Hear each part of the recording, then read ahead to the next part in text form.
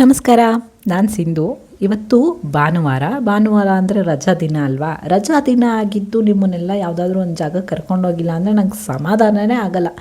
ಬನ್ನಿ ಎಲ್ಲರೂ ರೆಡಿಯಾಗಿದ್ದೀರಾ ಅಲ್ವಾ? ಹೋಗೋಣವಾ? ಯಾವುದಾದ್ರೂ ಟ್ರಿಪ್ಪಿಗೆ ಕರ್ಕೊಂಡು ಹೋಗ್ತಿದ್ದೀನಿ ಅಂದ್ಕೊಂಡ್ರಾ? ಟ್ರಿಪ್ಪಲ್ಲ, ಪಿಕ್ನಿಕ್ ಅಂದರೆ ಎಲ್ಲಿ ಕರ್ಕೊಂಡು ಹೋಗೋಣ ಅಂತ ಒಂದು ಸ್ವಲ್ಪ ಯೋಚನೆ ಮಾಡಿದೆ ದಾರಿಲಿ ಹೋಗ್ತಾ. ಬರ್ತಾಯಿದ್ದೀರಾ ತಾನೇ ನೀವು ಎಲ್ಲ ನನ್ನ ಜೊತೆಲಿ? ಬನ್ನಿ ಹೋಗೋಣ. ಎಲ್ಲಿಗೆ ಹೋಗೋಣ ಗೆಸ್ ಮಾಡಿದ್ರಾ? ದೇವಸ್ಥಾನಕ್ಕೆ ಕರ್ಕೊಂಡು ಹೋಗೋದು. ನಾನು ಇನ್ನೆಲ್ಲಿ ಕರ್ಕೊಂಡು ಹೋಗಲಿ ನಿಮ್ಮನ್ನೆಲ್ಲ? ದೇವರೇ ಒಳ್ಳೇದು ಮಾಡಪ್ಪ ಅಂತ ಕೇಳ್ಕೊಬೇಕಲ್ಲ. ಒಳ್ಳೇದು ಆಗಿದ್ದರೆ ದೇವರೇ ಒಳ್ಳೇದು ಮಾಡಿದ್ದಕ್ಕೆ ಥ್ಯಾಂಕ್ ಯು ಅಂತಲೂ ಕೇಳ್ಕೊಂಡು ಬರೋಣ, ಆಯಿತಾ? ನಾವಿವತ್ತು ಭದ್ರಾವತಿಯಿಂದ ಕಡತ್ಕಟ್ಟೆಯಲ್ಲಿರುವಂತಹ ಕಾಲಭೈರವೇಶ್ವರ ದೇವಸ್ಥಾನಕ್ಕೆ ಹೋಗ್ತಾಯಿದ್ದೀವಿ. ಕಾಲಭೈರವೇಶ್ವರ ದೇವಸ್ಥಾನದಲ್ಲಿ ವಿಶೇಷ ಏನಪ್ಪ ಅಂದರೆ ಸುತ್ತಮುತ್ತ ಇರುವಂತಹ ಗಿಡ ಮರ ಹಸಿರು ಸುಂದರವಾದಂತಹ ಜಾಗದಲ್ಲಿ ದೇವಸ್ಥಾನ ಇದೆಯಲ್ಲ, ಅದೇ ವಿಶೇಷ ಇಲ್ಲಿ. ಮತ್ತು ಈ ಕಾಲಭೈರವೇಶ್ವರ ದೇವಸ್ಥಾನ ಅಂದರೆ ಗೊತ್ತಲ್ಲ, ಫುಲ್ ಪವರ್ಫುಲ್, ಏನು ಬೇಡ್ಕೊಂಡ್ರೂ ಆಗುತ್ತೆ ಅಂತಾರಲ್ಲ ಆ ಥರ. ಯಾವುದೇ ರೀತಿಯಾದಂತಹ ಏನಂತಾರಲ್ಲ ನಿಷ್ಠೆ ನಿಯಮಗಳಿಲ್ಲದೆ ಹೊಲಿಸ್ಕೊಳ್ಳೋ ದೇವರು ಅಂದರೆ ಶಿವ. ಏನು ತೀರಾ ಕಟ್ಟುನಿಟ್ಟಾದ ವ್ರತ ಮಾಡಬೇಕು, ತುಂಬ ನಿಯಮಗಳನ್ನ ಪಾಲನೆ ಮಾಡಬೇಕು, ಇಷ್ಟೇ ಏನು ಸೂತ್ಕ ಆ ಥರದನ್ನೆಲ್ಲ ಬಿಟ್ಟು ಇರೋದೇ ಶಿವನ ನೆಕ್ಸ್ಟ್ ಅವತಾರ ಕಾಲಭೈರವೇಶ್ವರ, ಶಿವನ ಒಂದು ಅಂಶ ಆಗಿರೋದ್ರಿಂದ ನಾವು ಎಂಥ ಪರಿಸ್ಥಿತಿಯಲ್ಲಿ ಕರೆದ್ರೂ ಬಂದು ಕಾಪಾಡುವಂತಹ ಭಗವಂತ ಕಾಲಭೈರವೇಶ್ವರ. ಸೊ ಈ ಕಾಲಭೈರವೇಶ್ವರ ದೇವಸ್ಥಾನ ನಾನು ಮೊದಲೇ ಹೇಳಿದಂಗೆ ಕಡದಕಟ್ಟೆಯಲ್ಲಿ ಬರುತ್ತೆ. ನೀವು ಗೂಗಲ್ ಮ್ಯಾಪಲ್ಲಿ ಸರ್ಚ್ ಮಾಡಿ ಬರ್ಬೋದು. ತುಂಬ ಚೆನ್ನಾಗಿದೆ ದೇವಸ್ಥಾನ. ಮಕ್ಕಳೇನಾದರೂ ಇದ್ದರೂ ನಿಮಗೆ ಅಂದರೆ ಆರಾಮಾಗೆ ಒನ್ ಡೇ ಫುಲ್ ನೀವು ಅಲ್ಲೋಗಿ ಟೈಮ್ ಸ್ಪೆಂಡ್ ಮಾಡಿ ಬರ್ಬೋದು. ಯಾಕಂದರೆ ತುಂಬ ಜಾಗ ಎಲ್ಲ ಚೆನ್ನಾಗಿದೆ ಅಲ್ಲಿ. ಆಟ ಆಡೋದಕ್ಕೆ ಮಕ್ಕಳಿಗೆ ಗಾಡಿಗಳು ಬರುತ್ತೆ, ಹಾಗೆ ಹೀಗೆ ಆ ಥರದ್ದು ಏನೂ ಇರೋದಿಲ್ಲ. ಆರಾಮಾಗಿ ನಿಮಗೂ ಕೂಡ ಮೈಂಡ್ ರಿಫ್ರೆಶ್ ಆಗುತ್ತೆ. ಅಷ್ಟೇ, ಒಮ್ಮೆ ವಿಸಿಟ್ ಮಾಡಿ.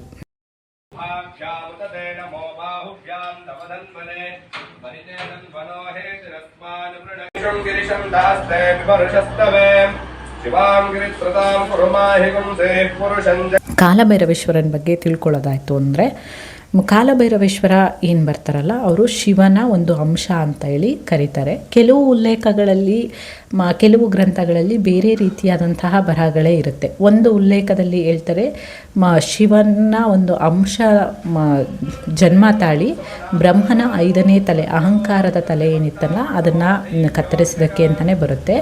ಅವನ ಕಿರು ಬೆರಳಿನಿಂದ, ಕಾಲಭೈರವ ಏನು ಬರ್ತಾರಲ್ಲ ಅವರ ಕಿರು ಬೆರಳಿನಿಂದ ಬ್ರಹ್ಮ ಹತ್ಯೆ ಆಗುತ್ತೆ, 5ನೇ ತಲೆಯ ಹತ್ಯೆ ಆಗುತ್ತೆ. ಆವಾಗ ಬ್ರಹ್ಮನ ಅಹಂಕಾರ ಅನ್ನೋದು ಕಳೆಯುತ್ತೆ.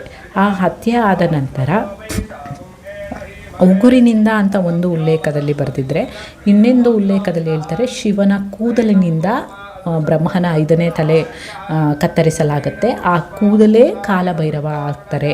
ಅವರ ಕೈಗಿಲ್ಲಿ ಬ್ರಹ್ಮನ 5ನೇ ತಲೆ ಉಳಿಯುತ್ತೆ. ಹಾಗೆಯೇ ಬ್ರಹ್ಮಹತ್ಯೆ ದೋಷ ಕಾಲಭೈರವನಿಗೆ ಬರುತ್ತೆ. ಅವರು ನೋಡೋದಕ್ಕೆ, ಕಾಲಭೈರವ ನೋಡೋದಕ್ಕೆ ತಲೆ ಬುರುಡೆಗಳು, ಹಾವಿನ ಹಾರ, ಅರ್ಧಚಂದ್ರ, ತ್ರಿಶೂಲ, ಭಿಕ್ಷಾ ಪಾತ್ರೆಗಳನ್ನು ಇಟ್ಕೊಂಡು ತುಂಬ ಭಯಂಕರವಾಗಿ ಕಾಣ್ತಾ ಇರ್ತಾರೆ. ಮತ್ತು ಇವರ ವಾಹನ ಕಪ್ಪು ನಾಯಿ ಆಗಿರುತ್ತೆ. ಮಾಟ ಮಂತ್ರ, ಮನೆ ಭಯ ನಿವಾರಣೆ ಇದೆಲ್ಲದಕ್ಕೂ ಕಾಲಭೈರವನ ಮೊರೆ ಹೋಗೋದ್ರಿಂದ ಎಲ್ಲದೂ ಕೂಡ ಪರಿಹಾರ ಆಗುತ್ತೆ. ನಾನು ಆವಾಗಲೇ ಹೇಳ್ದಂಗೆ ಕಾಲಭೈರವರು ಬ್ರಹ್ಮನ 5ನೇ ತಲೆಯನ್ನು ಕತ್ತರಿಸ್ತಾರೆ. ಆವಾಗ ಬ್ರಹ್ಮಹತ್ಯೆ ದೋಷ ಕಾಲಭೈರವರಿಗೆ ಬರುತ್ತೆ. ಈ ಬ್ರಹ್ಮಹತ್ಯೆ ದೋಷನ ಪರಿಹಾರ ಮಾಡ್ಕೊಳ್ಳೋದಕ್ಕೋಸ್ಕರ ಅಂತಲೇ ಕಾಲಭೈರವ ಎಲ್ಲ ಕಡೆಯಲ್ಲೂ ಭಿಕ್ಷಾಟನೆ ಮಾಡಿಕೊಂಡು ಓಡಾಡ್ತಿರ್ತಾರೆ. ಹೀಗೆ ಭಿಕ್ಷಾಟನೆ ಮಾಡಿ ಬರ್ತಾ ಇರಬೇಕಾದ್ರೆ ಕಾಶಿಯ ವಾರಣಾಸಿಯಲ್ಲಿ ಆ ಬ್ರಹ್ಮನ 5ನೇ ತಲೆಬುರುಡೆ ಅವರ ಕೈ ಬೆರಳಿನಿಂದ ಕೆಳಗೆ ಬಿದ್ದು ಹೊಡೆದೋಗುತ್ತೆ. ಅಲ್ಲಿ ಕಾಲಭೈರವರ ದೋಷ ನಿವಾರಣೆ ಆಗಿರೋದ್ರಿಂದ ಆ ಕ್ಷೇತ್ರದ ಕ್ಷೇತ್ರ ಪಾಲಕರಾಗಿ ಕಾಲಭೈರವರು ಅಲ್ಲೇ ನಿಲ್ಲಿಸ್ತಾರೆ.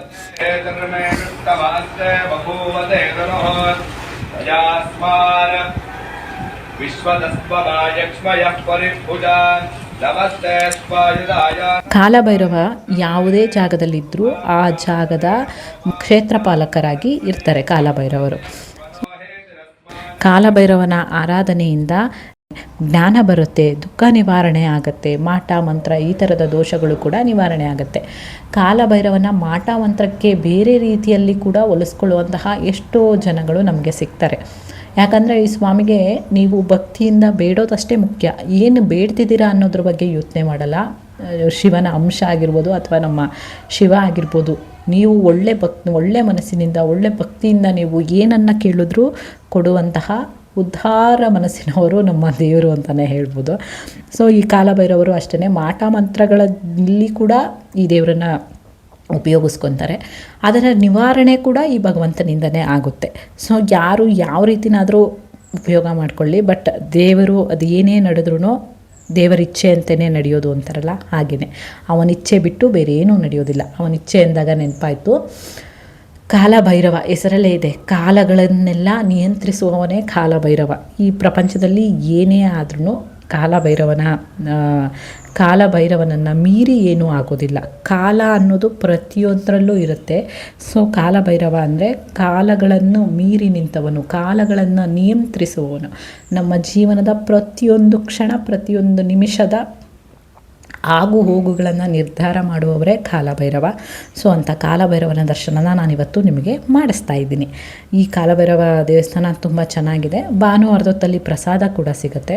ಪೂಜೆ ಆದಮೇಲೆ ಪ್ರಸಾದ ತಿಂದು ಆರಾಮಾಗಿ ಒಂದು ಸ್ವಲ್ಪ ಹೊತ್ತು ಟೈಮ್ ಸ್ಪೆಂಡ್ ಮಾಡಿ ಹೋಗ್ಬೋದು.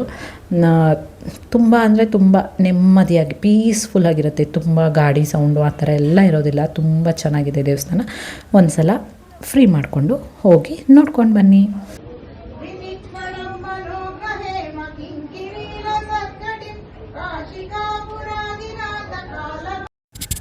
ಕಾಲಭೈರವನ ನಂಬಿದರೆ ಯಾವುದೇ ರೀತಿಯ ಗ್ರಹಗಳ ಕಾಟ ಬರೋದಿಲ್ಲ. ಕಾಲಭೈರವನ ಅಷ್ಟಕವನ್ನು ಪಠಿಸೋದ್ರಿಂದ ಕಷ್ಟ ದೂರವಾಗುತ್ತೆ. ಕಾಲಭೈರವನ ಸ್ಮರಣೆಯಿಂದ ನಮಗೆ ಮುಕ್ತಿ ಸಿಗುತ್ತೆ. ಎಷ್ಟೊಂದು ಜನ ಕಾಶಿಗೋಗಿ ನಮಗೆ ಮುಕ್ತಿ ಕೊಡಪ್ಪ ಅಂತ ಹೇಳಿ ಕೇಳ್ಕೊತಾರೆ. ಮತ್ತು ನಮ್ಮಲ್ಲಿ ಮಾತ್ರನೇ ಈ ಸೂತಕ ಇರ್ಬೋದು, ಬೇರೆ ರೀತಿಯಾದಂತಹ ಆಚರಣೆಗಳು ಜಾಸ್ತಿ ಕಾಣಿಸುತ್ತೆ. ನೀವು ಒಮ್ಮೆ ಕಾಶಿಗೆ ಹೋದರೆ ಅಲ್ಲಿ ಪಕ್ಕದಲ್ಲೇ ಶವಗಳ ದಹನ ಆಗ್ತಾ ಇರುತ್ತೆ. ಅದ್ರ ಪಕ್ಕದಲ್ಲಿ ಬೇರೆ ರೀತಿಯಾದಂತಹ ಪೂಜೆಗಳು ನಡೀತಾ ಇರುತ್ತೆ. ಬೇರೆ ಮನೆಗಳು ಅಲ್ಲೇ ಇರುತ್ತೆ ಅಲ್ವಾ. ಅಲ್ಲೆಲ್ಲ ಇಲ್ಲದೆ ಇರೋ ದೋಷ, ಕಾಲಭೈರವನ ಉಗಮ ಸ್ಥಾನದಲ್ಲೇ ಇಲ್ಲದೆ ಇರೋಂತಹ ದೋಷ ಇರ್ಬೋದು, ಸೂತಕ ಇರ್ಬೋದು, ನಮ್ಮಲ್ಲೆಲ್ಲ ಯಾಕೆ ಇಷ್ಟೊಂದಿದೆ ನನಗಂತೂ ಗೊತ್ತಿಲ್ಲ. ಬಟ್ ಎಲ್ಲದನ್ನು ಮೀರಿ ಕಾಲಭೈರವ ಇಲ್ಲಿ ನೆಲೆಸಿದ್ದಾರೆ.